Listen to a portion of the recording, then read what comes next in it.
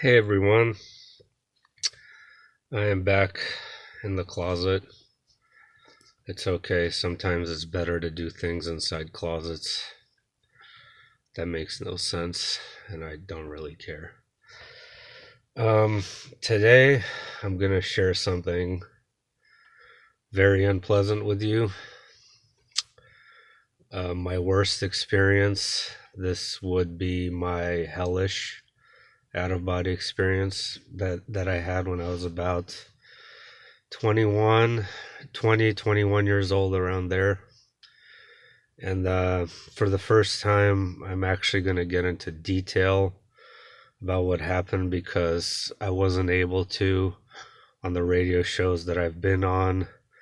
I've got into, lengthy summaries of what occurred and on Facebook comments and things like that, but I want to actually really kind of break it down for you so, I could have a record of it. But, just as a warning for those of you who really, can't handle this type of stuff and it makes you upset, just don't listen to this, because it will probably make you upset, because the experience was extremely dark. Um, all right, so here it begins. This, by the way, was completely different than any lucid dream I had, any other out of body experience, anything of that nature whatsoever, and I'll explain how in just a second. Um, I was completely wide awake and lucid. I wasn't in a state of falling asleep. I wasn't in sleep paralysis. It wasn't at 4 a.m. early in the morning when you're kind of in that in between phase of sleep. Nothing like that. Completely wide awake, lucid, sitting with my eyes open, watching TV on a bed. I was living in New York City at the time. And I'm watching TV, and the next thing I know, I'm out of my body, through my back, through my lower back. I exit my body and I descend. I descend downward. And I find myself in complete and total pitch black darkness. Absolute pitch black darkness. And I'm fully aware of what's taking place. I don't have any sense of, like this being not a real place. It felt 100% real. It felt a lot more real than anything. Like, I was absolutely terrified, because just like that, I found myself in pitch black darkness. I'm standing here and I see people start to approach me, and these were not in any way, shape, or form normal looking people. I remember vividly the first two people was a female that looked to be around in her 40s, and then an older gentleman that looked to be around in his 70s. So this female, she was wearing this dirty white, what was supposed to be like a white robe that you would kind of picture a heavenly robe to be like, except it was brown, wet, and filthy. Like, I could tell, like, it was just like a rag. And she approached me, and her appearance was extremely just frightening. She had sunken eyes, completely black all around. Her skin was like very pasty and pale. Like, the best analogy I could think of is a corpse. Like, if you lay it out a corpse, not in like a hot sun, because it would bloat and get big like that, but if you laid out a corpse in like a cool temperature for a week and then animate that corpse, that's exactly what this person probably would look like. And the gentleman that approached me, he looked the same. Very, very disgusting. And they were yelling. So they start yelling and screaming and screaming. And I noticed they're just screaming at themselves. Like, the lady was just grabbing her hair, and it almost looks like she was pulling it out.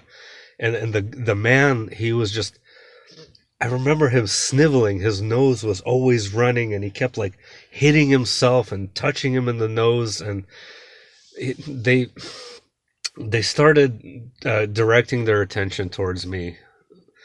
After that happened, immediately after, a large group of these same people wearing the same filthy robes approached me in hordes. I mean, there was countless of them, and they all directed their attention towards me. And at first, they started yelling obscenities, very, very, just every single word that they were saying would like penetrate very deep inside me, and it was extremely hurtful. Like, I was able to tell that their intent was to hurt me as much as they possibly could. They wanted me to suffer just from the words alone.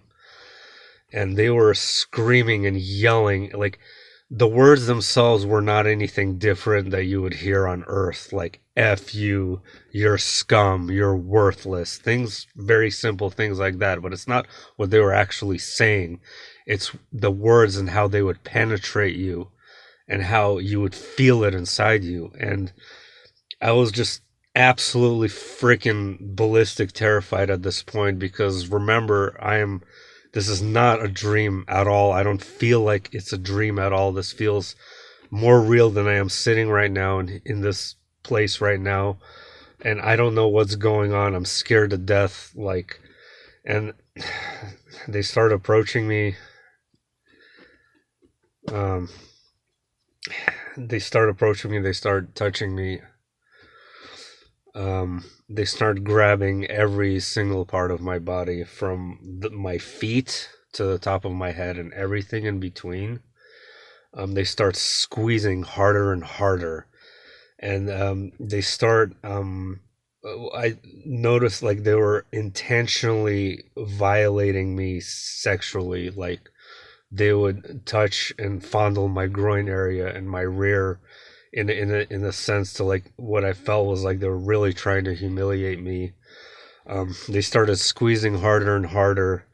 They started to put their tongues inside my ears, inside my in front of my eyes. They started licking them, licking my ears and eyes. It got worse and worse from there. They started biting off chunks of my flesh. Every single bit of this I felt. They started biting harder and harder, and I could feel the intense pleasure that they were receiving from this. How they were just getting absolute joy from just making me suffer as much as possible.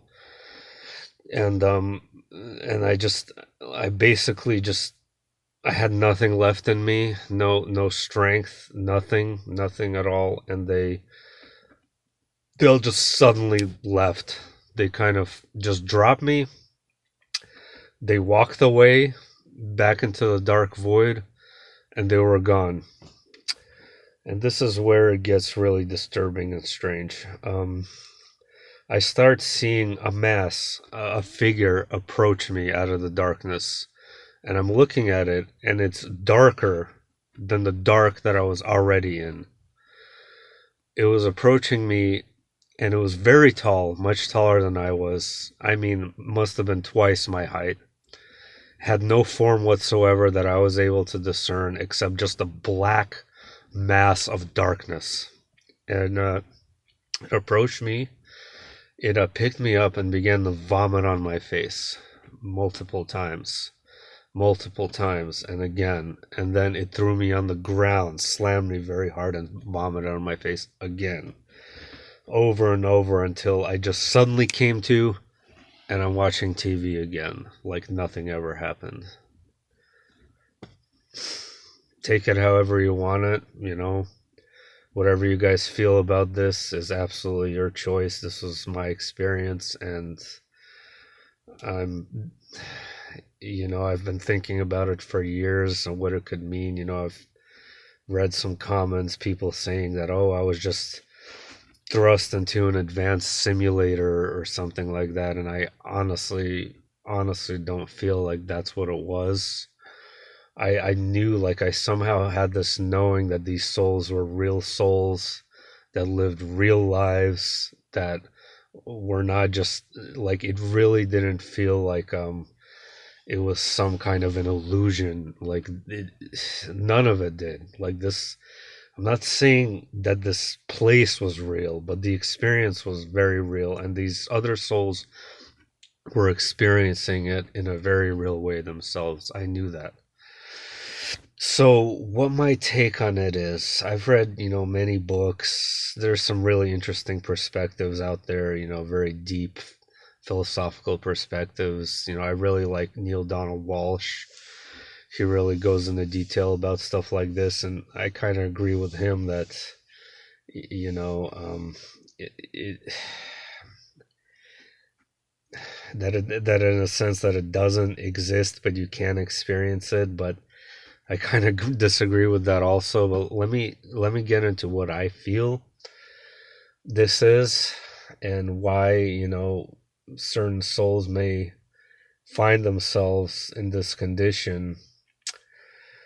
Um, if you have no light, love, nothing left inside yourself, if you have turned completely towards hatred, completely towards self hatred, completely towards hatred to others, if you're living your life in total debauchery and are completely and totally selfish, do not have a care in the world for anyone else, it's all about you, you, you.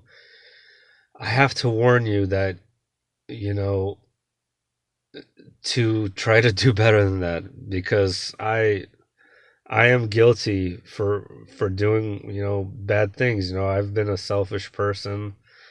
I've hurt others. I've done a lot of bad things, and I don't want to put any fear into anybody. It's nothing like that. It's not about fear. It's just, we all need to strive to be better people. We all need to strive to love one another and be there for each other. And maybe some people have these experiences just, just to shake them up, just to wake them up. I really don't have the answers, but what I think occurs is, if a soul, most souls who find themselves in this condition, they will get out of it. There's no time, but in a relatively short amount of time, when they kind of snap out of it and they kind of accept themselves and love themselves, and they kind of just shake themselves up and awake from this torment that they all kind of collectively created for themselves. But that there may be a handful of souls that are just so mired in their illusions, so lost in their darkness, that they simply just cannot get out of this condition. And what occurs is they end up falling deeper and deeper and deeper into darkness, and what happens is there's like a black hole type of effect where you become condensed more and more, and it becomes like an hourglass effect where you're just sort of funneled through this filter, this sort of soul filter, for lack of a better word. And what I think happens is that after you're filtered and you're condensed and compressed, and you can't be condensed in this darkness anymore, you're broken apart on a molecular level, and you just find yourself back in the heart of creation, in the heart of Source, God himself, with no memory of this traumatic experience that occurred to you. You're sort of reborn as a new soul, essentially. And your previous false identity, false ego that you were mired and that you were stuck in this dark illusion, it fades away. You have no memory of it, and you're back in the love, you're back in Source, and you start again. And I think everything that comes from Source will return to it without exception. No one is lost, everyone is loved. We're all drops in the ocean, with the ocean being God, and we all love one another and look out for one another. And there is hope for everybody is kind of how I want to finish this video. There is hope for everybody, and look towards God. pray, have a relationship, he is your friend. He really is. He'll help you make it through this life. He'll help you make it through every day. Um, he's always there by your side. It's an illusion that people think that, he's not there. He's always there for you, and he always loves you. And that's how I want to end this video, is that have hope. Bye.